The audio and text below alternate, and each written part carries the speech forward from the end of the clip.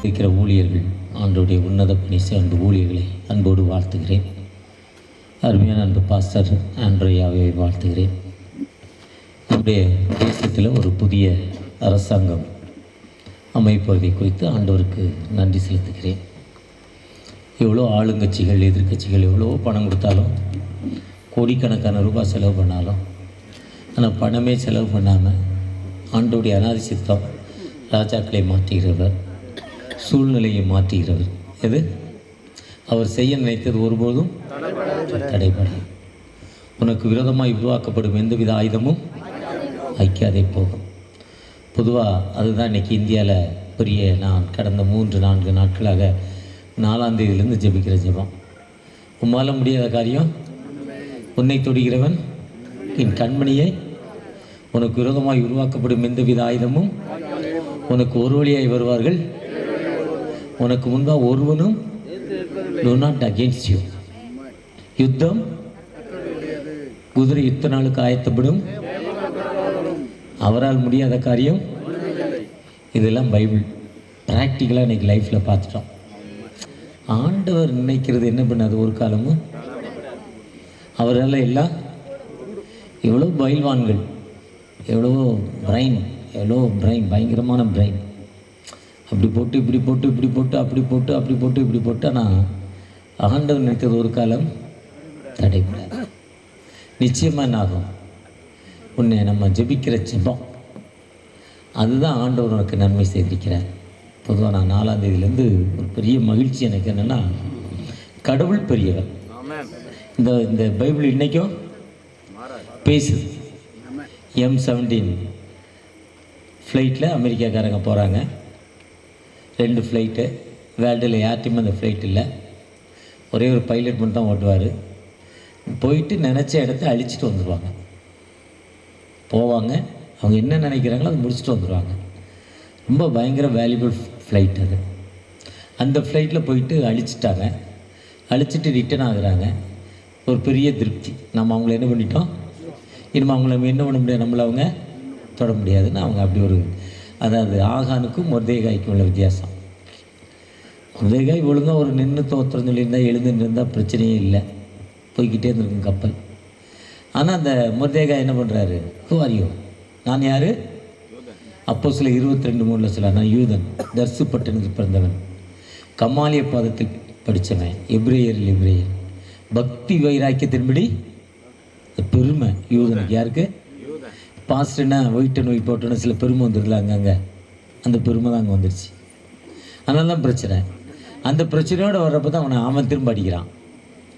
2 பைலட்டும் அதில் அந்த பைலட் சீட்டில் ஒரு சீட் இருக்கா, எச்செக்ட்னு ஒரு சுவிட்ச் இருக்கான்.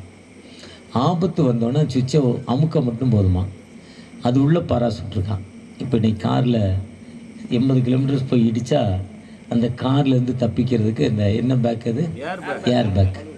அதே மாதிரி அந்த சுவிட்சை அமுக்கணும்னா அந்த ஒரு பாராசூட் அதை கொண்டே போட்டிருப்பான். ஆனால் எந்த இடத்துக்கு போகணும்னு தெரியாது. அந்த பாராசூட்டுக்குள்ளே என்ன இருக்குமா, தண்ணி இருக்குமா, சாப்பிட்டா பசிக்காத உணவு இருக்குமா, ஃபஸ்ட் எய்ட் ஜாமான்லாம் அந்த பாராசூட்டில் இருக்குமா. அவங்க போய் போட்டுட்டு ஒரு குறிப்பிட்ட தூரம், கிட்டத்தட்ட 2-3 கிலோமீட்டர் அவன் தவண்டே அந்த பைலட் நடந்து போகிறார். ஒரு தூரத்தை காட்டுக்குள்ளே போட்டுருச்சு. 2 பேரும் அந்த சிக்னல், அவங்ககிட்ட ஒரு வாக்கி டாக்கி அதில் இருக்குமா, அதில் ஒரு வாக்கி டாக்கி இருக்குமா. அது அமெரிக்காவுடைய மிலிட்ரியோட எல்லாத்துக்கும் வாட்ஸ்அப்பில் வந்த செய்தி தான், எல்லாத்துக்கும் தெரிஞ்ச செய்தியாக தான் இருக்கும். அந்த வாக்கி டாக்கியோடு அவர் கான்டாக்ட் பண்ணால் அவங்க எங்கே இருக்காங்கன்னு அவரை பிடிச்சிருவாங்க. ஒருத்தர் தூக்கிட்டு போயிட்டாங்க அமெரிக்கா. ஒருத்தர் மட்டும் அந்த சிக்னல் கரையாக கிடைக்கல. ஆனால் அவர் சொல்கிறார், காட் இஸ் குட், கர்த்தர் நல்லவர் என்பதை அவர் மேல் நம்பிக்கையாக இருக்கிற மனிதன் லார்ட் இஸ் குட். அது மட்டும் அவர் தான். அப்போ உயிரோடு இருக்கிறாரு. ஆனால் எதிரி கையில் மாட்டிட்டாரானு தெரியல. எதிரி கையில் மாட்டினா அமெரிக்கா தோற்ற மாதிரி அவனை வச்சு பேரம் பேசுவான். அவன் ஒரு ஆளை அவனுக்கு தெரிஞ்சு அழிக்க விட மாட்டானான். அவங்கள காப்பாற்ற 110 ஃப்ளைட்டு போச்சான். எத்தனை? 110 ஃப்ளைட்டு. தவண்டு போய் 48 மணி நேரம் கழித்து உடம்பெல்லாம் ரத்தம் ஆகி அவரை அப்புறம் தூக்கிட்டு வந்துடுறாங்க. அதுக்குள்ளே அவங்க சொல்கிறாங்க ஆயிரக்கணக்கான டாலர், லட்சக்கணக்கான டாலர் ஃப்ரீ இவரை கண்டுபிடிக்கிறவங்களுக்கு. இது இன்றைக்கி இல்லை, சைனா கூட சண்டை போடுறப்ப கூட நடந்துச்சு. பொதுவாக ஆண்டவர் எப்பவுமே உயிருள்ள ஆண்டவர், அவர் ஜீவிக்கிறவர். இந்த வசனம் ஒரு காலம் என்ன பண்ணாது, மாறவே. வசனம் ஒரு காலம் மாறாது. ஒருவேளை மாறுற மாதிரி தோணும், ஆனால் மாறாது. மாறுற மாதிரி ஆனால் என்ன பண்ணாது, நிச்சயமா. அதான் அழகாக ஒரு வாட்ஸ்அப்பில் ஒரு கதை கேட்டேன். நல்ல நிலம், திடீர்னு மழை பெய்யுது, திடீர்னு காற்றடிக்குது, திடீர்னு வெயில் அடிக்குது, தண்ணி இல்லாமல் போயிடுது, செடி கருகி போகுது. கடவுளை கூப்பிட்டு அவர் பேசுகிறார், என்னையா நீ ஆண்டவர், தேவையான தண்ணி தர மாட்டேற, தேவையான மழை தர மாட்டேற, திடீர்னு காற்றடிக்க, திடீர்னு போயிடுது, என்ன நீ கடவுள்னு ஒருத்தர் கேட்குறார். இப்போ நான் உனக்கு என்ன பண்ணணும், நான் என்ன செய்யணும் உனக்குன்னு கடவுள் கேட்குறார். நீ நல்லா செய்கிறதுக்கு நான் என்ன செய்யணும், நீ விவசாயத்துக்கு ஒரு மந்திரியை கொடு, நீயே அதை மந்திரியாரு. இப்போ நான் உனக்கு 1 ஏக்கர் இடத்த தரேன், நல்ல இடத்துல, பொதுவாக எல்லா இடத்த சுற்றி 1 ஏக்கர் தரேன். நீ கேட்குற மாதிரி நீ ஜெபம் பண்ணால் காற்று வரும், நீ ஜெபம் பண்ணால் மழை பெய்யும், நீ ஜெபம் பண்ணால் விளையும், நீ ஜெபம் பண்ணால் வெயில் அடிக்கும், நீ ஜெபம் பண்ணால் நிழல் வரும். எல்லாம் நீ என்ன கேட்குறியோ அதை நான் செஞ்சுக்கிட்டே இருப்பேன். நீ என்ன ஜெபம் பண்ணுறியோ தேவையான மழை தருவேன், தேவையான காற்று தருவேன், அதில் வியாதிகள் வராது, பூச்சி சொடுவு ஒன்றும் வராது. எல்லாம் நீ என்ன கேட்குறியோ அதை அப்படியே தேவையான அளவு தருவேன்னு சொல்லிக்கிட்டே இருந்தாராம். அதே மாதிரி இந்த 1 ஏக்கர் இடத்துல நல்லா உழுது, அதில் விதைத்து நல்ல செடி வளர்ந்து, அவர் தண்ணி கேட்டால் தண்ணி வரும், காற்றடிச்சா காற்றடிக்கும், காற்று நெல்லுனா நின்றும், மழை பெய்யினா பெய்யும், செடி நல்லா வளருனா வளரும். அப்படி அந்த செடி நல்லா குளுமையாக நல்லா அப்படி முதுன்னு வளர்ந்து நல்ல மணிகள் வந்து அறுவடைக்கு ஏற்ற நேரம் வந்துருச்சு. அறுவடைக்கு ஏற்ற நேரம், அந்த அறுவடைக்கு ஏற்ற நேரம் வர்றப்போ அந்த விவசாயி அந்த மணி நல்லா இருக்கான்னு எடுத்து ஒரு கதிரை எடுத்து நசுக்கி பார்த்துட்டு அதில் தூதுனா அது வந்து அந்த குப்பையாக அந்த கரும்பாங்க, அது காற்றுல பறக்கக்கூடியது, அது உள்ள நல்ல பதர் நல்ல அரிசி மணி இருந்தால் அது பறக்காதான். அப்படி ஊதுனா பறந்து போச்சான். சரி, இவ்வளவு செடியில் லட்சக்கணக்கான செடி இருக்குது, கோடிக்கணக்கான செடி இருக்குது, ஒரு செடி நல்லா தான் இல்லைன்னு ஒரு 1 பார்த்தாரு, 2 பார்த்தாரு, 5 பார்த்தாரு, 10 பார்த்தாரு, 50 பார்த்தாரு, 100 பார்த்தாரு. எதில் பார்த்தாலும் அது பதறாவே இருக்குது, அதில் பால் பிடிக்கலை. ரொம்ப டென்ஷன் ஆகி கடவுளை கூப்பிட்டாரு. கடவுள் வந்துட்டார். உடனே என்னப்பா பிரச்சனைன்னார். என்ன இதுனார், நீ கேட்ட காற்றடிச்சது, நீ கேட்ட மழை பெஞ்சுது, நீ கேட்ட அதில் பூச்சி வரல, நீ என்ன சொன்னியோ அதெல்லாம் செஞ்சேனப்பான்னார். ஏன் இது எப்படியாச்சு? சரி, நீ பக்கத்து நிலத்தில் போய் பாருனாரு. பக்கத்து நிலத்தில் நல்லதும் இருந்துச்சு, கெட்டதும் இருந்துச்சு. அங்கே பாம்பு இருந்தது, பல்லி இருந்தது, தவளை இருந்துச்சு, எல்லாம் இருந்துச்சு. எல்லாம் இருந்தாலும் அந்த கதிரை எடுத்து பார்க்குறப்போ அது நல்லா மணி பிடிச்சிருந்தது. இது மணி இல்லை. அப்போ தான் கடவுள் சொன்னாராம், எவ்வளோ மழை பெஞ்சாலும் அந்த செடி தேவையான தண்ணியை எடுத்துக்கிட்டு தேவையில்லா தண்ணி என்ன பண்ணிடுச்சு, வெளியே விட்டுச்சு. எவ்வளவுதான் காற்றடித்தாலும் காற்றுக்கு கீழே விழாதபடி பக்கத்து செடியோட வேரோடு இணைந்து அது பின்னி கொண்டுச்சு. அதனால காற்றுல என்ன பண்ணலை, டேமேஜ் ஆகலை. தண்ணியே இல்லை, வெயில். அப்போ தன் ஆழத்தை இன்னும் அகலமாக தூரமான இடத்துல செடி தண்ணியை கண்டுபிடிச்சி, அந்த தண்ணியை தேடி கண்டுபிடிச்சி தனக்கு தேவையான தண்ணியை எடுத்துச்சு. இதுதான் வாழ்க்கை. வாழ்க்கை என்பது கஷ்டங்கள் உண்டு, வேதனைகள் உண்டு, துன்பங்கள் உண்டு. இதற்கு மத்தியிலும் ஆண்டவரோடு இணைந்து தகப்பனே தகப்பனே தகப்பனே எனக்கு வாழ்வு கொடுங்கன்னு நீ என்னைக்கு கேட்குறியோ அன்னைக்கு உனக்கு வாழ்வு கொடுக்கும் ஒரு உயிருள்ள ஆண்டவர். அதுதான் வாழ்க்கையில். காய்ச்சல் இருக்கும், தலைவலி இருக்கும், வயிறு வலி இருக்கும்.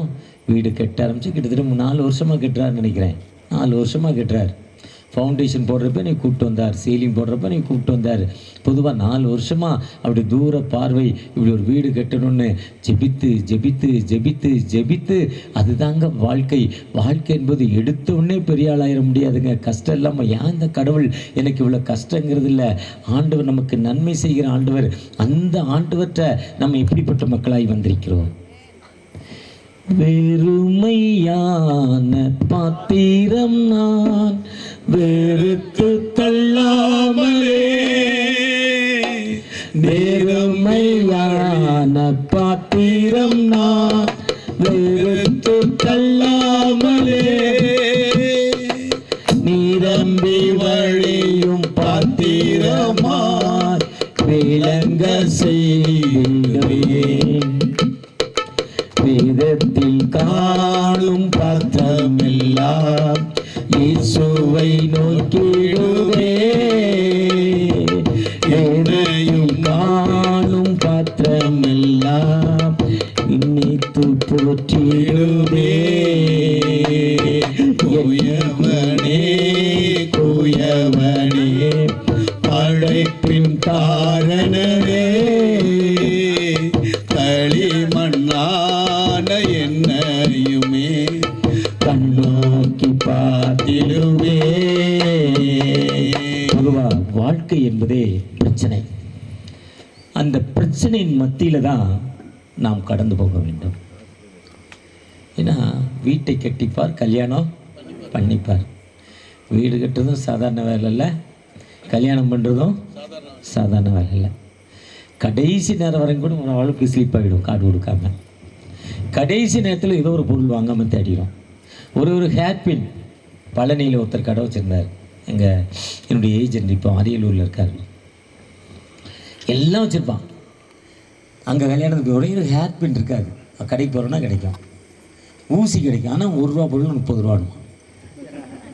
ஆனால் ஒரு காலம் நாம் சொல்கிறோம், ஒரு காலம் என்னாச்சு நான் முன்னேறவே இல்லைங்கிறான். ₹1 பொருள் எத்தனை ரூபாய்க்கு விற்று நான் என்ன ஆகலை, முன்னேறவே இல்லை. என்றைக்கு நான் உருப்படியாக செய்ய ஆரம்பித்தேன் அன்றைக்கி வாழ்க்கை என்ன ஆச்சு, அவர் சொன்ன சாட்சி. இப்போ அவர் முருகன் வந்து ஆபிரகமாக மாறிட்டார். பொதுவாக ஆண்டவர்கிட்ட நம்ம எப்பவுமே மகிழ்ச்சியாக இருக்க கற்றுக்கொள்ள வேண்டும்.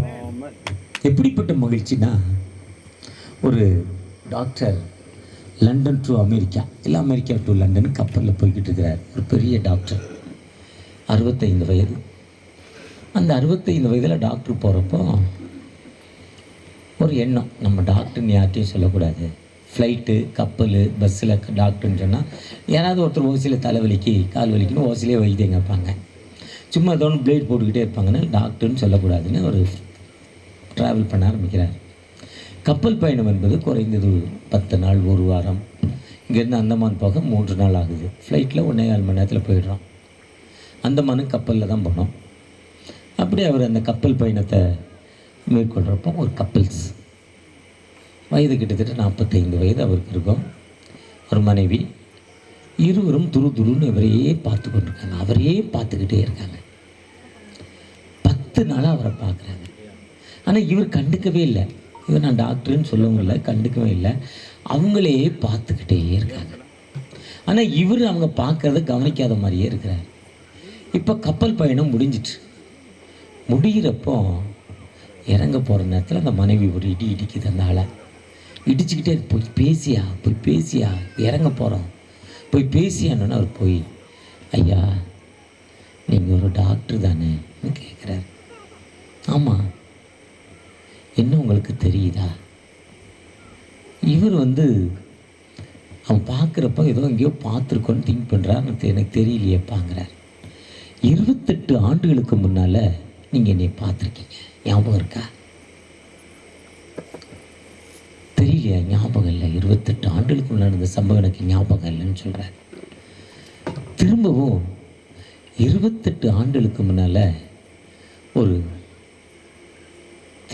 ஃபயரான ஒரு வாலிபனுக்கு நீங்கள் ட்ரீட்மெண்ட் பண்ணீங்க, ஞாபகம் இருக்கா? சரியாக ஞாபகம் இல்லையே. இதே மாதிரி ஃபஸ்ட் ஃப்ளோர், ஒரு சின்ன பையன் குடியிருக்கிற வீடு, ஒரு வயதான தாயார், நான் முடியாமல் படுத்திருக்கிறேன். ஒரு போலீஸ்காரர், ஞாபகம் இருக்கா?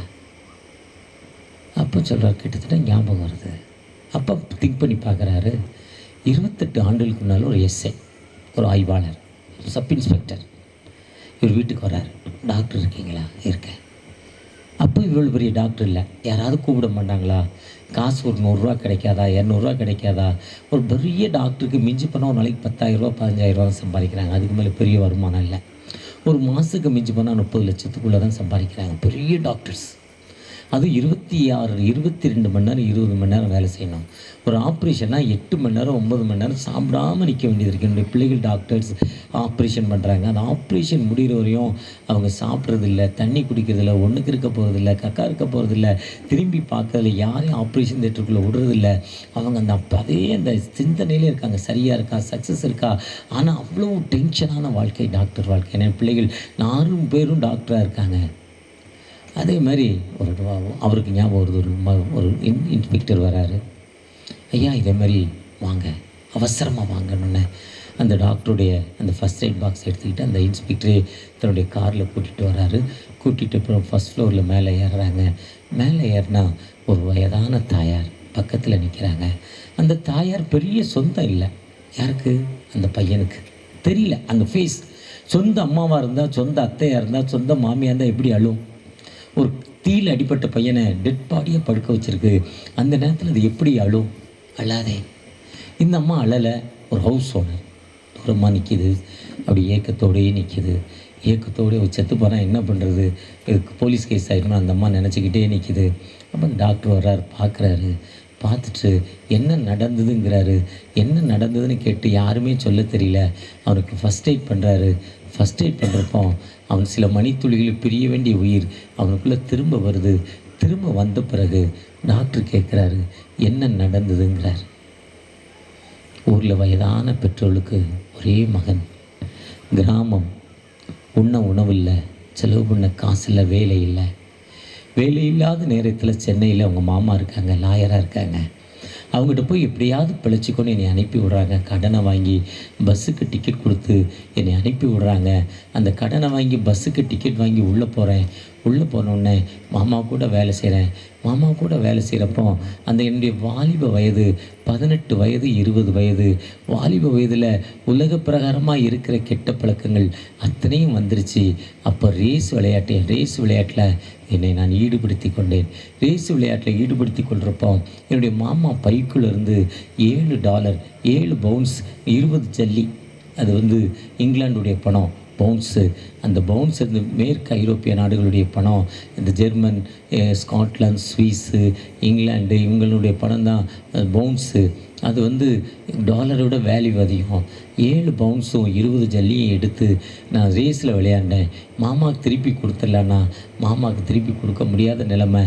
மாமாவுக்கு பைக்கில் வச்சது தெரிஞ்சிருமோன்னு நினச்சிக்கிட்டு, தெரியாது இனிமேல் என்ன செய்யுதுன்னு நினச்சி வாடகைக்கு இருந்த வீட்டுக்கு வந்தேன். கேஸை ஓப்பன் பண்ணி விட்டு என்னுடைய உயிரை நான் மாய்த்து கொள்ள நான் முயற்சி பண்ணேன். அப்போ தான் இவ்வளோ அதுக்கப்புறம் என்ன நடந்ததுன்னு எனக்கு தெரியலன்னு இந்த பையன் சொல்கிறப்போ அந்த சப் இன்ஸ்பெக்டர் சொல்கிறார், இப்போ என்ன செய்யலாம்? நான் ஒரு போலீஸ் அதிகாரி, இந்த அம்மா ரிப்போர்ட் கொடுத்தாங்க, ஹவுஸ் ஓனர், நியாயமாக எஃப்ஐஆர் போடணும், கேஸ் போடணும். ஆனால் இந்த பையன் வாழ வேண்டிய பையன், அவனுக்கு ஏதாவது உதவி செய்யணும். அதனால் நான் எஃப்ஐஆர் போடாமல் உயிரோடு இருக்கிறதால நான் அந்த கேஸை வித்ரா பண்ணிடுறேன்னு அந்த சப் இன்ஸ்பெக்டர் சொன்னார். கொஞ்ச நேரத்தில் அந்த அம்மா சொன்னாங்க, நான் ஹவுஸ் ஓனர், நான் பெரிய பணக்காரி இல்லை, இந்த தம்பி கொடுக்குற வாடகை வாங்கி தான் நான் சாப்பிடணும், என் நிலம் அதுதான். இருந்தாலும் 3 மாதங்களாக வாடகை கொடுக்கல. ஆனால் இனி தவறு செய்யாதே, வாடகை நீ கொடுக்க வேண்டாம், 3 மாதங்கள் இனியாவது வாடகை கொடுன்னு 3 மாதத்தோடைய வாடகையை நான் லெஸ் பண்ணேன்னு அந்த தாயார் சொன்னாங்க. வந்திருக்க டாக்டர் வைத்தியம் பண்ண வந்திருக்கிறாரு, ஃபஸ்ட் எய்ட் பண்ண வந்திருக்கிறாரு. அவருக்கு 100 பவுண்ட்ஸ் கொடுக்கணும். அவர் சொன்னார், எனக்கு இப்போ ஃபீஸ் வேண்டாம். நீ எவ்வளோ கடன் கேட்டார்? 7 பவுண்ட்ஸ் 20 ஜல்லினார்.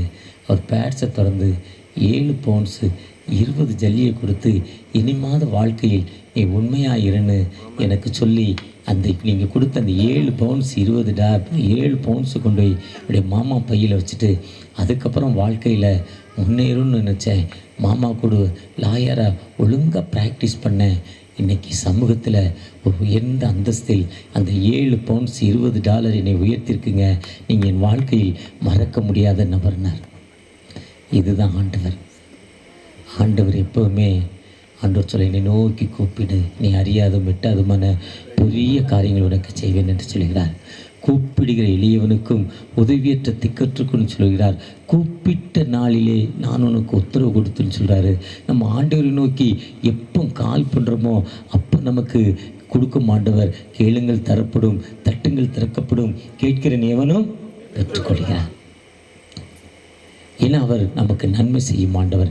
இதே மாதிரி என் வாழ்க்கையில் எத்தனை தவறுகள், எத்தனை பள்ளங்கள், எத்தனை மேடுகள், எத்தனை வியாதிகள், எத்தனை விபத்துக்கள், எத்தனை துன்பங்கள், அந்த துன்பங்களின் மத்தியிலும் ஆண்டவர் எனக்கு வாழ்வு கொடுத்து என்னை உயர்த்தி எல்லா நிலையிலும் என்னை வழிநடத்த ஆண்டவர்.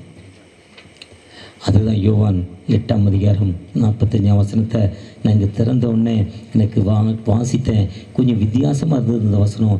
யோவான் 8:45 வாசிங்க. நான் உங்களுக்கு சத்தியத்தை சொல்லுகிறபடினாலே நீங்கள் என்னை விசுவாசிக்கிறதில்லை. நான் உங்களுக்கு ஆண்டவர் என்ன பண்ண, நமக்கு சத்தியத்தை சொல்லும் ஆண்டவர். நமக்கு ஆண்டவர் சத்தியத்தை சொல்லும் ஆண்டவர். அந்த சத்தியத்தை சொல்கிற ஆண்டவர்கிட்ட அந்த சத்தியம் நமக்கு என்ன சொல்லுது? கர்த்தருடைய வசனம் என் கால்களுக்கு தீபமும் என் பாதைக்கு வெளிச்சம்.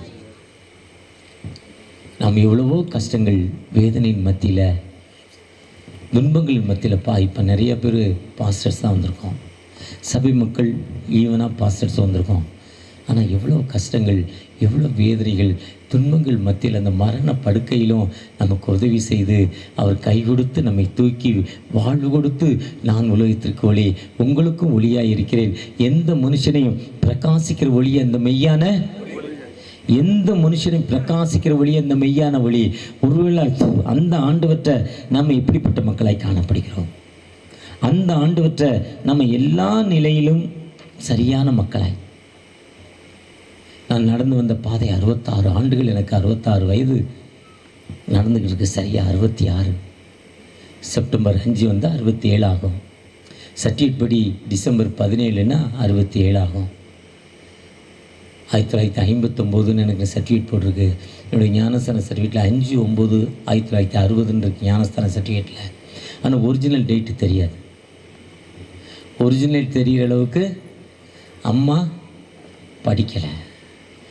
ஏழை, ஒரு விவசாயி, கூலிக்கு வேலை, அன்றாட கூலிக்கு வேலை செய்கிற விவசாயி. போனால் ஒரு மரக்காய் நெல் கொடுப்பாங்க, ஒரு மரக்காய் சோளம் கொடுப்பாங்க. வேலைக்கு போனான். ஏன்னா பிள்ளை பிறந்தது அவங்களால என்ன பண்ண முடியல. டேட்டு என்ன அடையாளம் சொன்னாங்க. எங்கள் ஊரில் ஒரு குற்றாலத்தில் ஒரு பண்டிகை நடக்கும். அந்த பண்டிகை டைமில் எல்லாரும் போயிட்டாங்க, என்னால் போக முடியல. அந்த நேரத்தில் 8வது பிள்ளை எனக்கு பிறந்தப்பா சொல்லுவாங்க. பொம்பளை பிள்ளைன்னு எல்லாரும் சொல்லுவாங்க. அன்றைக்கி ஆம்பளை பையனாக பிறந்துட்டேன். இதுதான் அவங்க சொன்ன அறிகுறி. அந்த கணக்கை வச்சு தான் 5/9/1960 கிட்டத்தட்ட அது டேலி ஆகும். ஸ்கூலுக்கு கூப்பிட்டு போனாங்க. வாத்தியார், ஹெட்மாஸ்டர் ஏதோ ஒரு தேதியை போட்டு என்ன பண்ணிட்டார், 6 வயசானா 1வது அந்த தேதியை அன்னைக்கு கணக்கு பண்ணி அவர் என்ன பண்ணிட்டார், சர்டிஃபிகேட்டில் ஒரு தேதியை போட்டார்.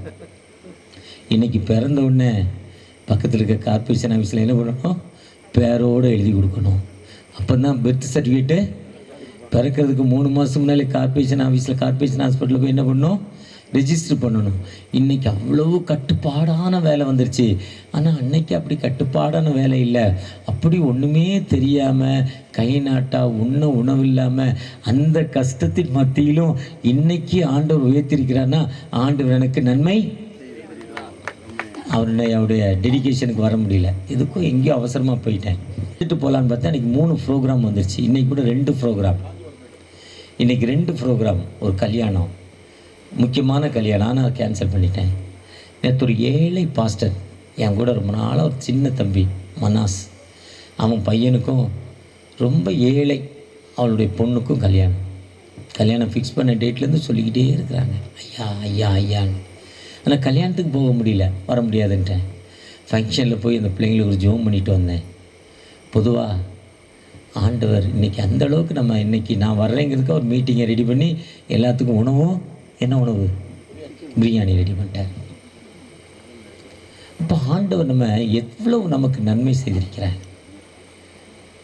வலது கை இடது கை கொண்டு நான் ஏற்றுவேன்னு சொல்கிறார். அந்த ஆண்டவருக்கு நம்ம எப்படிப்பட்ட மக்களாய் காணப்படுகிறோம்?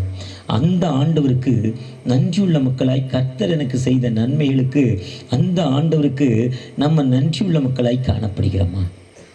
அந்த ஆண்டவருக்கு நாம் எப்படிப்பட்ட மக்களாய் காணப்படுகிறோம்? அந்த ஆண்டவருக்கு ஒரு உண்மையுள்ள மக்களாய் காணப்படுகிறோமா? அந்த ஆண்டவற்றை நம்ம எப்போவுமே அந்த ஆண்டவரோடு இணைந்து தகப்பனே எனக்கு வாழ்வு கொடுங்க, என்னை ஆசீர்வதிங்க. என் திருச்சபை கட்டப்படலை, என் வீடு கட்டப்படலை. நம்முடைய தேவைகளை நம்ம ஆண்டவர்கிட்ட சொல்லிக்கிட்டே இருக்கணும். சொல்லிக்கிட்டே இருக்கிறப்போ காற்று வர்றப்போ அந்த காற்றுல நம்மை நிலைத்து நிற்பதற்கு செம்மரம் 125 வருஷம் இருக்குமா, இருக்கிறதுலே ரொம்ப அதிகம் லைஃபு. ஆனால் கொடிகள் வந்து ஆழமாக போகாதான், அதனுடைய வேர் ஆழமாக போகாதான், படருமா, பக்கத்தில் இருக்க மரத்தோடு பின்னுமா. ஒரு 10 மரம் 15 மரத்தோட கொடியோட பின்ன இருக்குமா. 10 பேரும் ஒன்றா இருக்கிறதால அந்த செம்மரத்தை என்ன பண்ண முடியாது, காற்று கீழே தள்ளாது. வேதனை அந்த காற்று வர்றப்ப அந்த செம்மரம் கீழே விழாதான். மழை இல்லாத நேரத்தில் அந்த வேர் ஆழமாக போகுது. அந்த ஆழமாக போகிற வேர்கிட்ட அது தண்ணியை தேடி போகுது. அதே மாதிரி நம்ம வேதனை துன்பங்கள் வர்ற நேரத்தில் தகப்பனே என்னை ப்ளெஸ் பண்ணுங்கப்பா, என்னை ஆசீர்வதிங்கன்னு அதிக நேரம் காத்திருந்து ஜெபிக்கிறப்போ ஆண்டவர் ஒரு விடுதலை தரும் ஆண்டவர். அதிக மழை பெய்கிற நேரத்தில் அதிக மழையினால் அந்த வேறு அழுகாதபடி தேவையான தண்ணி எடுத்துக்கிட்டு மற்றதெல்லாம் வெளியே விடும். அதே மாதிரி அதிகமான இன்பம் அதிகமான மகிழ்ச்சி வந்தாலும் ஆண்டவரை மறவாமல் ஆண்டவரோடு இணைந்து இணைந்து இணைந்து போகிறப்போ ஆண்டவர் எல்லா நிலையிலும் உங்களுக்கு எனக்கு நன்மை செய்யும் ஆண்டவர். அதுதான் அந்த தாவீது சொல்கிறப்போ, நான் கர்த்தர் எனக்கு நன்மை செய்திருக்கிறார். சவுலுக்கு நன்மை செய்தார். இஸ்ரேல் மக்கள் தங்களுக்கு ராஜா வேணும்னு கேட்குறாங்க. கடவுள் பார்க்குறாரு. 6.25 அடி உயரம், அழகான மனுஷன் சவுல், என்ன ராஜாங்கிறார். ஆனால் ஆண்டோடைய சத்தத்துக்கு செவி சாய்க்கலை, கீழ்ப்படியில் ஆண்டவரை விட்டு கடந்து போயிட்டார். தாவீது அவன் சொந்த கழுதையை தேடி வரான், காணாமல் போனவன் பணக்காரன் சவுல். ஆனால் ஒரு ஏழை, ஒரு மேய்ப்பன், ஆடு மேய்க்கிறவன், அவன் ஆண்டவருடைய மனதில் உண்மையுள்ளவனாய் காணப்பட்டான். அதுதான் அங்கே இருக்க மக்கள் சொன்னாங்க, தாவீது கொன்றது 1000, சவுல் கொன்றது 1014. ஏன் சொன்னாங்கன்னா, அவன் கர்த்தரோடு இசைந்து வாழ்ந்தான், கர்த்தருக்காக காத்திருந்து வாழ்ந்தான். ஒரு அருமையான ஊழியரை பற்றி சொல்கிறப்போ அவர் நல்ல ஜெபம் பண்ணுவாராம், பல மணி நேரம். ஊழியர் ரொம்ப பெருசான பிறகு ஜெபம் பண்ண நேரம் இல்லை, ஜெபத்துடைய நேரத்தை குறைச்சிட்டாராம், முடியல அவரால். ஒரு நாளைக்கு 4 மீட்டிங் 5 மீட்டிங் போகணும், 4 கூட்டம் 5 கூட்டம் நடத்தணும், நிறைய பேருக்கு ஜெபம் பண்ணணும். அதனால் ஆண்டவரோடு தனித்திருக்கிற தன்மை குறைஞ்சிட்டான். ரொம்ப நாள் கழித்து இயேசு கிறிஸ்து அவரை சந்திச்சாராம். யூ ஆர் ஏ மிஸ்ட் மீனாரா, நீ என்னை என்னது மிஸ் பண்ணிட்டேன்டாரா கடவுள். எதுக்கு பண்ணாரா, நீ என்கிட்ட ஜெபம் பண்ணுறதே இல்லையாரா. அப்புறம் அதே ஊழியக்காருக்கு ஃபைனல் கார்டு ப்ராப்ளமாக படுத்து எழுந்திருக்க முடியல. ஆனால் ஆண்டவர் நீண்ட நாள் கழித்து அந்த ஃபைனல் கார்டை சரி பண்ணி மீண்டும் ஊழியத்திற்கு ஒப்பு கொடுத்து அற்புதமான ஊழியத்தை செஞ்சாராம். ஒருவேளை நீங்கள் நானும் ஆண்டவரோடு நிலைத்திருக்கிற நேரத்தை, ஆண்டவரோடு உறவாடும் நேரத்தை எந்த நேரத்திலும் குறைக்காமல் ஆண்டவரோடு இணைந்து நம்ம செயல்படுறப்போ, ஆண்டவரோடு இசைந்து தகப்பனே இன்னைக்கு காலையில் நான் எத்தனை மணிக்கு எழுந்ததுலேருந்து என்னுடைய நிகழ்வுகள் என்ன, நான் என்னென்ன செஞ்சேன், ஆண்டவர்கிட்ட லிஸ்ட்டு பண்ணிவிட்டு இதிலெல்லாம் எனக்கு பாதுகாப்பு தந்தீங்க, நாளைக்கு என்னுடைய நிகழ்வு என்ன, அதெல்லாம் எனக்கு பாதுகாப்பு தாங்க. வாரத்தோட கடைசி நாள், அந்த வாரத்துடைய முதல் நாள்லேருந்து எத்தனை நிகழ்வுகள், என்னென்ன செஞ்சேன், எங்கெங்கே போனேன், அந்த ஒரு லிஸ்ட்டு பண்ணிவிட்டு இந்த வாரத்தில் நாளைக்கு காலையில் வாரத்தின் முதல் நாள் அன்னைக்கு நாங்கள் என்ன பண்ண போகிறோம், அந்த வாரத்துடைய நிகழ்வுகள் எனக்கு என்ன, இத்தனை இடத்துக்கு நான் வேலைக்கு போனோம், என்னுடைய தேவைகள் என்ன, கண்ணீரான வாழ்வு என்ன, என் பிள்ளைக்கு ஸ்கூலுக்கு அனுப்பணும், ஃப்ரீ கேஜிக்கு அனுப்பணும், எல்கேஜிக்கு அனுப்பணும், காலேஜுக்கு அனுப்பணும், டாக்டர் சீட்டு படிக்கப்படணும், ஐஏஎஸ் அனுப்பணும், ஐபிஎஸ் அனுப்பணும், என் பிள்ளைக்கு தேவையான இருக்குன்னு நீங்கள் ஆண்டவரோடு இணைந்து உங்கள் லிஸ்ட் விட்டு ஆண்டவர்கிட்ட சொல்லிக்கிட்டே இருங்க.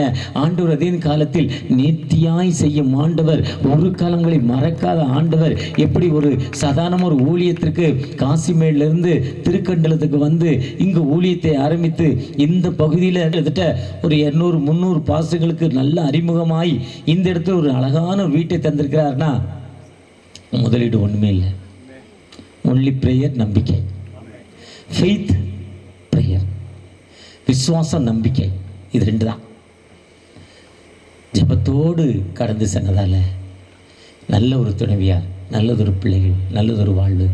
இந்த வாழ்வை உங்களுக்கு எனக்கு ஆண்டவர் தர ஆயத்தமுள்ளவராக இருக்கிறார். இந்த வாழ்வை தர உங்களுக்கு எனக்கு ஆயத்தமுள்ள தகப்பனாய் காணப்படுகிறார். அந்த வாழ்வு உங்களை என்னை உயர்த்தும் ஆண்டவர். வில்லியம் கேரி ஒரு செருப்பு தைக்கிறவர் தான். யார்? ஒரு செருப்பு தைக்கிறவர், ஷூ மேக்கர். ஆனால் 20 மொழிகளிலும் 20 மொழிகளில் புதிய ஃபுல் பைபிள், 40 மொழிகளில் புதிய ஏற்பாடு இந்தியாவில் வர்றதுக்கு அவர் தான் குரு. அவர் தான் முதல் எஜுகேஷன் இங்கிலீஷ் இந்தியாவுக்கு, ஃபஸ்ட்டு இங்கிலீஷ் பேப்பர், சிசுவதை தடை சட்டம். அவர் தான் உடன்கட்டை ஏறுதலை எதிர்த்தார். ஜிஎல் மோடி ஒரு கை நாட்டான். யார்? கை நாட்டு. ஆனால் உலகத்திலே பெரிய பாசு, பெரிய சர்ச் ஜிஎல் மோடி. பாலியாங்கிச்சோ சமகாலத்தவர், இன்று நம்மளோடு வாழ்ந்துகிட்டு இருக்க பாலியாங்கிச்சோ வறுமை கோட்டுக்கு கீழே வாழ்ந்தவரான். இன்றைக்கி ஒரு வாரத்துக்கு காணிக்க ஒரு நாள் ஞாயிற்றுக்கிழமை ஆராதனை காணிக்க ஒரு வாரம் முழுசுன்றாங்களாம். கன்வேரில் அவர் தான் ஒன்றுமே இல்லாதவர். மோசே பேச தெரியாது, திக்குவாயி மந்த நாக்கு சொன்னார். ஆனால் ஒரு பெரிய ஜனக்கூட்டத்தை வெளியே கொண்டு வரார். ஆண்டவரோடு ஃபேஸ் டு ஃபேஸ், முகமுகமாய் பேசுகிறார். ஒரு சகோதரன் நண்பன் பேசுகிறதை போல ஆண்டவரோடு பேசுகிறார். ஒரு சாதாரண படிக்காத ஒரு மனிதர், ஆனால் அதை அப்பா அம்மா தூக்கி தண்ணிக்குள்ளே எரிஞ்சிட்டாங்க. இன்னொரு வீட்டில் வளர்கிறார். ஆனால் அந்த ஆண்டவர் தாங்க நமக்கு நன்மை செய்திருக்கிறாரு. நம்ம ஏங்க பயப்படணும்? நம்ம பயப்பட வேண்டாங்க. அந்த ஆண்டவர், ஒருவேளை நீங்கள் எந்த பயத்தில் எந்த திக்கெட்டில் வந்தாலும், தகப்பனே எனக்கு விடுதலை கொடுங்க, எங்களை ஆசீர்வதிங்க தகப்பனே என்று ஆண்டவரை நோக்கி பார்க்குறப்போ அந்த ஆண்டவர் உங்களுக்கு எனக்கு விடுதலை தரும் ஆண்டவர். அந்த ஆண்டவர் உங்களை என ஆசீர்வதிக்கும் ஆண்டவர். அந்த ஆண்டவரை நோக்கி பார்ப்போமா? பாதை உந்தன் கூடாரத்தை அணுகாது மகளே, பொல்லாப்பு நேரிடாது மகளே. உண்மை நோக்கி பார்க்கிறோம். எங்களுடைய அன்பு சகோதரர் ஆண்ட்ரூ, அவருடைய துணைவியார், மகன், மருமகள், பேரம் பேத்தி ஆசீர்வதிங்கப்பா. இந்த வீட்டை சுற்றி தெய்வதூர்களை அனுப்புங்க. இது மலையில் மேல் பட்டணமாய், கற்பாறையின் மேல் கட்டப்பட்ட வீடாய், அனைவருக்கு ஒளி கொடுக்கும் ஒரு வீடாய், நல்ல நிலத்தில் விதைக்கப்பட்ட விதையாய் மாற்றுங்கப்பா. உங்களுடைய கிருபை இது வீட்டோடு இருக்கட்டும். திருக்கண்டலம் ஊழியத்தில் உங்களுடைய வல்லமை பயன்படுத்தட்டும். இந்த பகுதியில் உள்ள அநேக பாசங்களுக்கு ஊற்றும் ஒரு விடமாய், நல்ல ஆலோசகராய், நல்ல சகோதரனாய் இருப்பதை குறித்து நன்றி. ஆசீர்வதிங்க. வந்திருக்கிற ஊழியர்களை ஆசீர்வதிங்க, மக்களை ஆசீர்வதிங்க, தேவைகளை சந்திங்க. மீட்பர் இயேசு மூலம் ஜெபம் கேளும் அன்பின் தகப்பனே, ஆமென்.